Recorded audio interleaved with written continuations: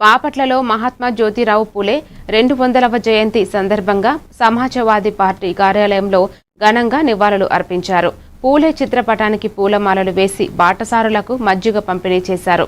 జిల్లా అధ్యక్షుడు మేధా శ్రీనివాసరావు మాట్లాడుతూ పూలే విద్య ప్రాధాన్యతను ముందుగానే గుర్తించి పాఠశాలలు స్థాపించారని, సావిత్రిబాయి పూలే మహిళా విద్యాభివృద్ధికి చేసిన సేవలు చిరస్మరణీయమని తెలిపారు.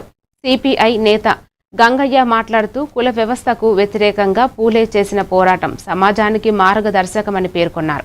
ఈ కార్యక్రమంలో వివిధ పార్టీ నాయకులు, కార్యకర్తలు పాల్గొన్నారు.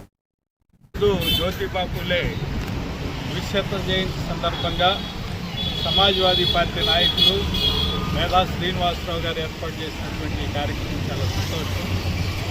భారతదేశంలో ఉండేటువంటి ఒక కీలకమైనటువంటి కుల వ్యవస్థ, ఈ కుల వ్యవస్థ వల్ల అనేక మంది దళితులు, బలహీన వర్గాల ప్రజలు సంపదలకి, చదువులకి ఈ నెలలో జరిగినాయి.